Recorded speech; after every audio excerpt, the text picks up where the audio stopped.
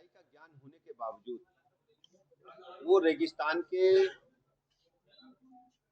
शुतुरमुर्ग की तरह आंखें बंद करके बालू के माध्यम से सच्चाई को छुपाने का या सच्चाई को न समझने का असफल प्रयास कर रहे हैं। 2017 से पहले प्रदेश के क्या हालात थे, ये उत्तर प्रदेश की जनता समाजवादी पार्टी के विषय में अच्छी तरह जानती है। पूरे प्रदेश को जंगल राज में तब्दील कर दिया था। गुंडे, बदमाश, माफिया, लुच्चे, लफंगे प्रशासन पर कब्जे करके जनता को प्रताड़ित कर रहे थे।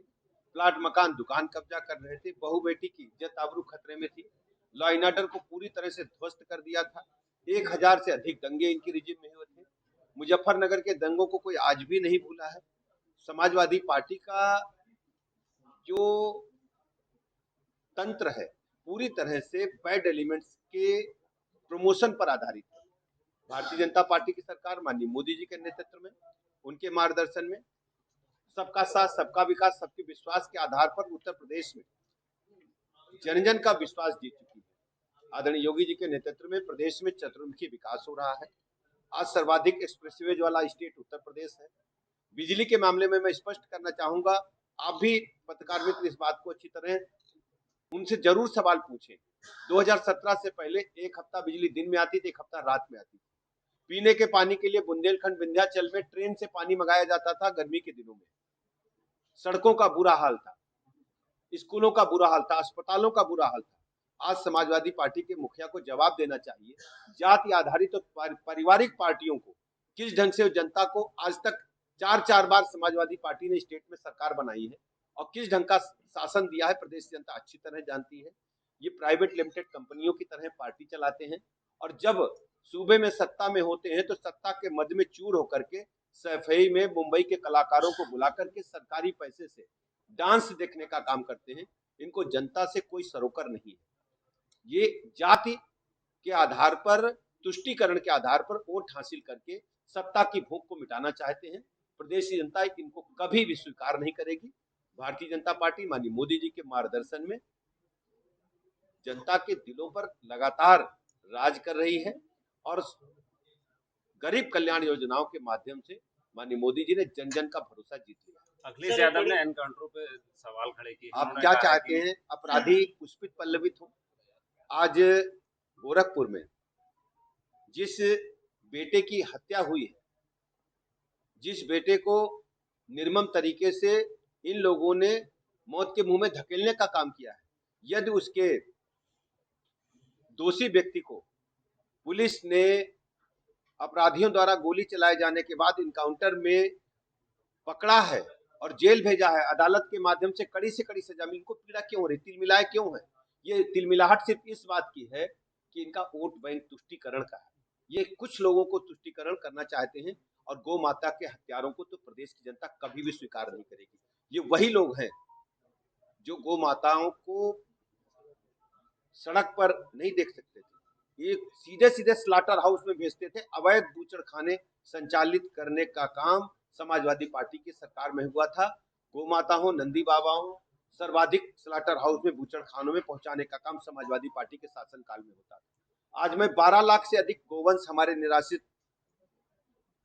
गोवंश हमारे पास है जो सरकार जिनका प्रबंधन कर रही है और हर स्थिति में ऐसे कसाईयों को कड़ी से कड़ी सजा मिलेगी जिन लोगों ने गौ माता को इस दुर्दशा के लिए स्लाटर हाउस या बूचड़ खाने पहुंचाने का काम किया है। किसी भी हालत में ऐसे हत्यारों को हम बख्शेंगे नहीं। देखिए, आप भारतीय जनता पार्टी की सरकार सबका साथ, सबका विकास, सबके विश्वास के आधार पर जन जन को जोड़ने का काम कर रही है और हम सबको साथ लेकर के चल रहे हैं। हम सबको साथ लेकर के चलते हैं, तुष्टीकरण नहीं। हम सबका साथ, सबका विकास, सबके विश्वास के आधार पर जन जन को जोड़ते हुए आगे बढ़ते हैं। कानपुर में आई लव मोहम्मद के लिखने पर मुकदमा दर्ज कर दिया गया है जी। आई लव मोहम्मद पूरे प्रकरण की जानकारी मुझे आपके माध्यम से मिली है। स्थानीय प्रशासन से पूछ करके मैं कुछ कहता हूँ। देखिए, आप पाते हैं, आप अच्छी तरह जानते हैं कि बरेली की हमारी बेटी दिशा पाटनी, जिसने सिनेमा जगत में बरेली सहित पूरे हिंदुस्तान का नाम रोशन किया है, और उसको कोई व्यक्ति अगर धमकी देता है तो उत्तर प्रदेश की बेटी को जो भी बुरी नजर से देखेगा उसके खिलाफ इसी प्रकार की कार्रवाई कड़ी से कड़ी होगी। यदि पुलिस पर गोली अपराधी चलाएंगे तो उसी भाषा में हमारी पुलिस भी जवाब देगी। मंत्री जी, जो गौवंश है उनको आए दिन कहीं ना कहीं किसी न किसी को जी देखिए, हमारी जिम्मेदारी उत्तर प्रदेश में कानून व्यवस्था को लेकर के है। हर स्थिति में प्रदेश में हम कानून व्यवस्था को मेंटेन करेंगे।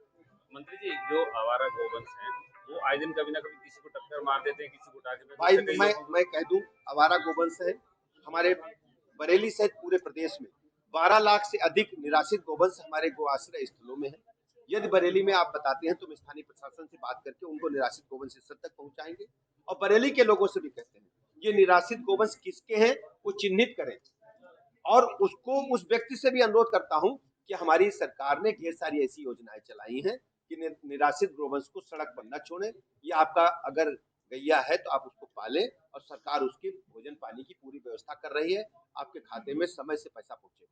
राहुल गांधी जो है, राहुल गांधी जी वोट चोर का अभियान लगातार आरोप लगा रहे हैं। राहुल बाबा और अखिलेश जी में बहुत अंतर नहीं है। दोनों राजकुमार हैं, दोनों को सत्ता हस्तांतरित हुई है, दोनों नीचे से संघर्ष करके नहीं। उनको पता ही नहीं है कि देश की जनता आज मोदी जी को अपना अभिभावक मानती है। पूरे देश में 25 करोड़ से अधिक लोग गरीबी की रेखा से निकल करके ऊपर आ गए हैं। गरीब कल्याण योजनाओं ने जन जन का भरोसा जीता है। कृषि विज्ञान से लेकर अंतरिक्ष विज्ञान तक के सभी क्षेत्रों में आमूलचूल परिवर्तन हुआ है। आज भारत स्वावलंबन की ओर आगे बढ़ रहा है। आज भारत स्वदेशी मूवमेंट को आगे बढ़ाने में कामयाब हुआ है। डिफेंस सेक्टर हो या चिकित्सा विज्ञान हो, हर क्षेत्र में अभूतपूर्व प्रगति हासिल हुई है। और राहुल बाबा से पूछिएगा जरा, आप भी कभी मिल जाएं या अपने सीनियर जर्नलिस्ट से पूछेगा जो दिल्ली में रहते हैं, पूछिएगा जब जब कांग्रेस जीती है तब तब ये कहते हैं ईवीएम अच्छी है, निर्वाचन आयोग अच्छा। जब चुनाव में हारने की संभावना जानते हैं बिहार में तो तरह तरह के बस केवल ये घड़ियाली आंसू बहा रहे हैं। बिहार सहित पूरे भारत में कांग्रेस पार्टी साफ होने जा रही है और ये कुकर्मों की वजह से हो रही है। इन्होंने 70 के दशक में गरीबी हटाओ नारा दिया था, कहां चली गए वो लोग जिन लोगों ने गरीबी हटाओ नारे के नाम पर गरीबों को वोट हासिल करके इस देश में कई दशक तक सरकार बनाई। मैं कांग्रेस पार्टी के नीति नियंताओं से पूछना चाहता हूं, सैम पित्रोदा का बयान पूछिए, कितना शर्मनाक बयान है। वो पाकिस्तान को अपना घर बताते हैं। जिन भोले भाले निरीह हमारे बेटियों को, उनके पतियों को उनके सामने जो लाइव कत्ल किया गया उसका वीडियो हमने देखा है। आप सबके आंखों में आंसू आ जाएंगे और उसको आप अपना घर बता रहे हैं। कांग्रेस पार्टी को इस पे शर्म आनी चाहिए और देश जनता से माफी मांगनी चाहिए राहुल गांधी जी को। जो कल बरेली पुलिस ने एनकाउंटर किया था उसमें एक अपराधी कह रहा था कि बाबा माफ कर दो, अब हम नहीं आएंगे। देखिए, अपराधी गले में तख्ती लटका करके जान की भीख मांग रहे हैं। अपराधी अपराधी होता है, उसका कोई जाति धर्म नहीं होता है। वो जेल के सीटे पे पीछे जाना चाहिए, उसको कठोर से कठोर सजा मिलनी चाहिए।